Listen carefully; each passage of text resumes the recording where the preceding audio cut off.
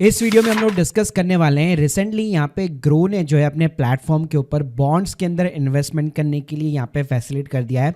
तो बॉन्ड्स आखिर होते क्या है, स्पेशली एनसीडी बॉन्ड्स क्या होते हैं। तो इसमें इन्वेस्ट करने से पहले आपको रिस्क भी पता होना चाहिए, कितना रिटर्न्स आपको यहाँ पे देखने को मिलता है, कैसे आपको इन्वेस्ट करना है, क्या प्रोसीजर रहता है यहाँ पे, प्लस ऑन द मैच्योरिटी ये कैसे यहाँ पे सेल आउट होगा, कैसे आपको वापस अपना पैसा मिलेगा, या बिफोर द मैच्योरिटी अगर आप बेचना चाहते हो तो कैसे आप बेच सकते हो, इसके ऊपर टैक्स कैसे लगेगा, प्लस सेकेंडरी मार्केट के बॉन्ड्स भी आप ग्रो के प्लेटफॉर्म से कैसे बाय कर सकते हो। तो सारी जानकारी दूंगा A to Z, तो प्लीज़ पूरा वीडियो ज़रूर देखिएगा। और जितने भी सेकेंडरी मार्केट के बॉन्ड्स के प्लेटफॉर्म के यहाँ पे जो है रेफरल लिंक्स है वो ऑलरेडी डिस्क्रिप्शन बॉक्स में मैंने दे रखे हैं, जहाँ पे आपको रिवॉर्ड्स वगैरह भी देखने को मिल जाएंगे। पहले बात करते हैं कि कॉर्पोरेट बॉन्ड्स आखिर होते क्या है। तो इसको मेनली आप दो कैटेगरी के अंदर डिवाइड कर सकते हो। एक होता है एनसीडी, जिसको नॉन कन्वर्टेबल डिबेंचर्स बोलते हैं। एक होते हैं सेकेंडरी मार्केट्स के बॉन्ड्स। एनसीडी जो बॉन्ड्स होते हैं उसको एकदम ना आप आईपीओ की तरह बेसिकली समझ लो कि किसी भी कंपनी को अगर ओपन मार्केट से पैसा यहाँ पे उठाना है तो अपने इक्विटी शेयर की जगह यहाँ पे बॉन्ड्स लेके आती है, कॉर्पोरेट बॉन्ड्स लेके आती है, जहाँ पे आप सब्सक्राइब करते हो और अल्टीमेटली उनको पैसे मिल जाते हैं। तो एनसीडी को आईपीओ की तरह ही बिल्कुल एक तरह से ट्रीट किया जाता है। और अगर आप जानना चाहते हो कि कौन कौन से राइट नाउ एनसीडी वगैरह चल रहे हैं, तो जैसे आप चित्तौड़गढ़ जैसी वेबसाइट के ऊपर जाओगे तो वहाँ पे रेगुलर बेसिस पे जो भी पब्लिक एनसीडी जो भी यहाँ पे इश्यू होते हैं सबकी यहाँ पे आपको जो है डिटेल्स वगैरह देखने को मिल जाती है। तो अभी हाल फिलहाल आप देख सकते हो सम्मान कैपिटल और मुथुट मर्केंटाइल लिमिटेड, ये दो एनसीडी राइट नाउ भी लाइव हो रखे। और ये दोनों ही एनसीडी जो है अगर आप ग्रो के प्लेटफॉर्म के ऊपर भी जाओगे तो यहाँ पे आपको बॉन्ड्स के सेक्शन में देखने को मिल जाते हैं। अब बात करते हैं कि इसके अंदर इन्वेस्टमेंट वगैरह कैसे करनी होती है, पहले वो बता देता हूँ, फिर इसके रिस्क, प्रो और कॉन्स की बात भी करेंगे। तो पहली बात, किसी भी एनसीडी के अंदर अगर आप इन्वेस्ट करना चाहते हो मिनिमम 10,000 रुपये आपको इन्वेस्ट करने पड़ेंगे। एक बॉन्ड की यानी एक शेयर की जो वैल्यू होती है बेसिकली वो 1,000 रुपये होती है। एग्जाम्पल दिखाना चाहूँगा, जैसे आप मान लीजिए सम्मान कैपिटल लिमिटेड एनसीडी बॉन्ड्स खरीदना यहाँ पे चाहते हैं तो यहाँ पे हर बॉन्ड्स की जो है अलग अलग सीरीज होती है। तो यहाँ पे मल्टीपल सीरीज के अंदर मल्टीपल आपको पेमेंट के ऑप्शन भी दिखेंगे। जैसे किसी के अंदर आपको क्यूमुलेटिव दिखेगा, किसी के अंदर आपको मंथली का इंटरेस्ट दिखेगा, टेन्योर भी 18 महीने, 24 महीने, 36 महीने, 60 मंथ भी हो सकते हैं, और सभी के अंदर आपको एक हील देखने को मिलती है। तो जैसे आप ग्रो के प्लेटफॉर्म के ऊपर साइट के अंदर सीरीज के ऊपर क्लिक करते हो, आप स्क्रीन के सामने देख सकते हो, ये आपको एक बहुत अच्छे तरीके से जो है टेन्योर बता देगा, पे आउट बता देगा, और सीरीज के अंदर यहाँ पे कौन सी सीरीज है वो बता देगा, और कितना इंटरेस्ट पर एनम है वो बेसिकली आपको बता देगा। तो जैसे मान लीजिए मैं यहाँ पे 2 साल वाले को यहाँ पे सेलेक्ट करना चाहता हूँ, जिसमें मुझे क्यूमुलेटिव यहाँ पे मिलेगा और 3rd नंबर की सीरीज है और 9% का रेट ऑफ इंटरेस्ट है। सेम अगर आप चित्तौड़गढ़ की वेबसाइट के ऊपर भी जाओगे तो वहाँ पे डिफरेंट कंपनीज की जो सीरीज होती है वो प्रॉपर तरीके से यहाँ पे भी आपको same kind of the interest rate जो है देखने को मिल जाता है। लेकिन ये इन्फॉर्मेशन ग्रो प्लेटफॉर्म आपको ऑलरेडी प्रोवाइड कर देता है। अब इन्वेस्ट करना बड़ा ही आसान है। जैसे आपने एक बार यहाँ पे सीरीज सेलेक्ट कर ली, जैसे मान लीजिए मैंने यहाँ पे 3rd सीरीज जो है 2 साल की सेलेक्ट कर ली और 9% का इंटरेस्ट रेट सेलेक्ट कर लिया। अब मिनिमम जो क्वांटिटी है मेरे को 10 डालनी पड़ेगी। एक का प्राइस यहाँ पे 10,000 रुपये रहेगा, तो मिनिमम यानी आपको 10,000 रुपये इन्वेस्ट करने होंगे। अब यहाँ पे राइट नाउ भी मार्केट बंद है, लेकिन मैं आपको एक इन्वेस्टमेंट का प्रोसीजर बता देता हूँ। यहाँ पे जैसे हम लोग आईपीओ के अंदर अप्लाई करते हैं सेम तरीका रहेगा। आपको अपनी यूपीआई आईडी डालनी है, यूपीआई के ऊपर आपका मैंडेट आता है, उसको आपको एक्सेप्ट करना है अल्टीमेटली, और अलॉटमेंट वाले दिन जो है आपके ये जो बॉन्ड्स होते हैं वो आपके डीमेट अकाउंट के अंदर क्रेडिट हो जाएंगे। बस ये बॉन्ड्स जैसे आपको क्रेडिट होते हैं आपको बाकायदा होल्डिंग्स के अंदर देखने को मिल जाते हैं। अब जैसे मैं एग्जांपल देना चाहूँ तो आप मेरी होल्डिंग के अंदर देख सकते हैं, मेरे पास में यूसीएल का बॉन्ड है, केएफएल का बॉन्ड है, नावी का, एनएफएल का यहाँ पे बॉन्ड है। तो यहाँ पे मैं पहले से बाय करता आ रहा हूँ, यानी कि जब ग्रो ने लॉन्च भी नहीं किया अपने प्लेटफॉर्म के ऊपर, मैं 3rd पार्टी ऐप से इन्वेस्टिंग करता आ रहा हूँ। अब बात करते हैं ये जो बॉन्ड्स होते हैं उसके अंदर सबसे इंपॉर्टेंट चीज क्या होती है, किन फैक्टर्स के ऊपर आपको कंसीडर करना चाहिए। तो पहले तो आपको एक क्रेडिट रेटिंग यहाँ पे चेक करनी होगी। जैसे आप कोई भी बॉन्ड्स ओपन करेंगे, यहाँ पे आप साइड में देख सकते हो सभी के आपको यहाँ पे रेटिंग्स देखने को बेसिकली मिल जाते हैं।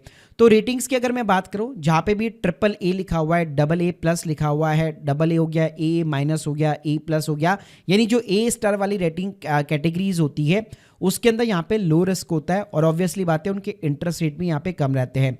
जहाँ पे भी मॉडरेट रिस्क होगा वहाँ पे B कैटेगरी होगी, हाई रिस्क के अंदर BB- वगैरह हो गया, और जितना हाई रिस्क होगा ऑब्वियसली बात है इंटरेस्ट रेट भी आपको हायर देखने को मिलता है। जैसे यहाँ पे स्क्रीन के सामने आप देख सकते हो मुथुट मर्केंटाइल के अंदर लिमिटेड के अंदर अगर आप इंटरेस्ट रेट देखोगे देखोगे तो 11% के भी बियॉन्ड ये आपको ऑफर कर रहा है, लेकिन उसकी रेटिंग जो है एज कंपेयर टू द सम्मान कैपिटल यहाँ पे खराब है। इसके अलावा जो भी बॉन्ड्स होते हैं, एनसीडी बॉन्ड्स होते हैं, आपको चेक करना चाहिए कि आप वो सिक्योर बॉन्ड्स है कि नहीं है, ताकि कल को कंपनी बैंकरप्ट हो तो आपको यहाँ पे प्रेफरेंस वगैरह मिल सके। वैसे अगर आप नॉर्मली देखोगे यहाँ पे ग्रो यहाँ पे जो भी यहाँ पे इशू कर रहा है, या अगर आप चित्तौड़गढ़ की वेबसाइट के ऊपर भी जाके देखोगे तो आपको यहाँ पे जो है चीज़ें देखने को मिल जाती है। जैसे आप देख सकते हो कोई भी अगर आप पेज खोलोगे तो यहाँ पे आपको देखने को मिल जाता है कि this is the secure bond. बात करते हैं कि क्या क्या पैरामीटर्स मेरे को चेक करने अगर मैं किसी भी एनसीडी बॉन्ड के अंदर निवेश करना चाहता हूँ। पहली बात तो आपको क्रेडिट रेटिंग यहाँ पे चेक करनी है।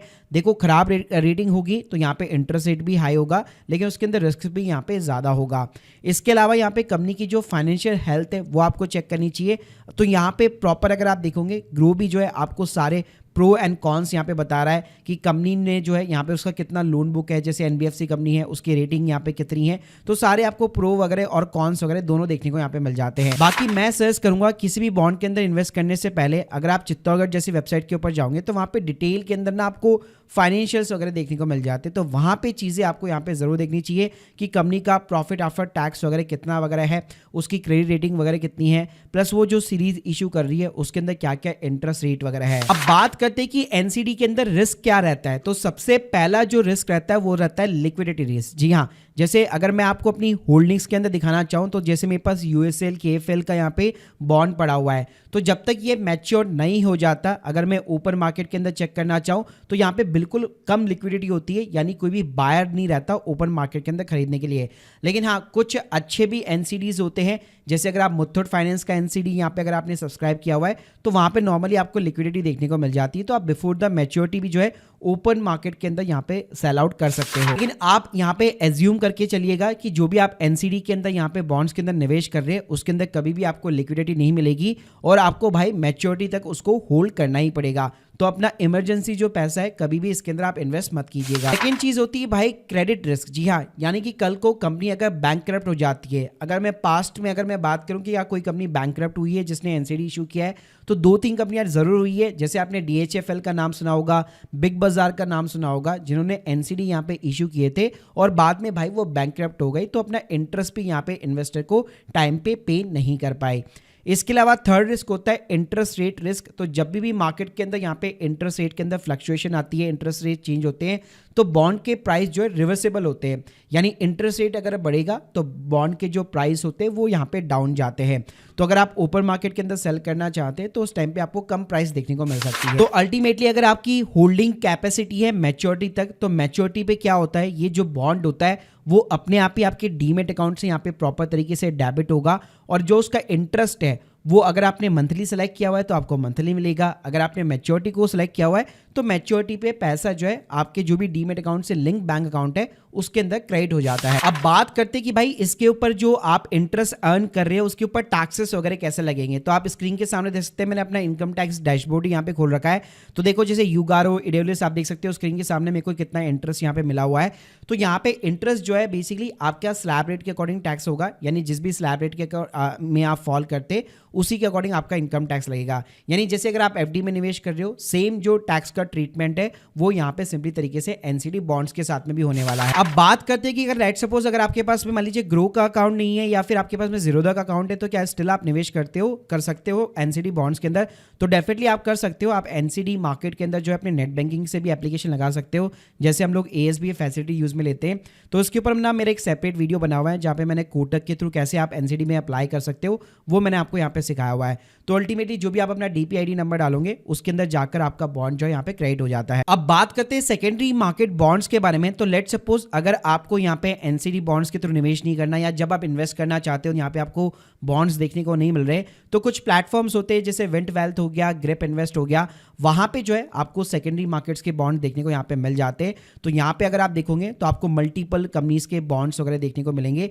तो यहाँ पे भी सेम कहानी रहेगी जैसे हम लोगों ने आईपीओ से उठाया था, यहाँ पे आईपीओ की जगह आप सेकेंडरी मार्केट्स में बाई कर रहे हो बेसिकली, तो सेम आपको यहाँ पे क्रेडिट रेटिंग वगैरह देखनी है, कितना इंटरेस्ट रेट वगैरह मिल रहा है, कितना मिनिमम इन्वेस्टमेंट वगैरह है, तो सेम तरीके से यहाँ पे भी आप इन्वेस्टमेंट वगैरह कर सकते हो। बस यहाँ पे फर्क इतना सा पड़ रहा है, वो आप आईपीओ के मार्केट से थ्रू उठा रहे हो और यहाँ पे आप सेकेंडरी मार्केट में किसी दूसरे इन्वेस्टर से यहाँ पे सिंपली आप बाई कर रहे हो। बाकी इसके ऊपर भी भाई सेपरेट डिटेल वीडियोस मेरे यहाँ पे बने हुए हैं। बाकी अगर आप और डिटेल के अंदर यहाँ पे इन चीज़ों को सीखना चाहते हैं बेसिकली, तो आप मुझे कमेंट बॉक्स बता सकते हैं।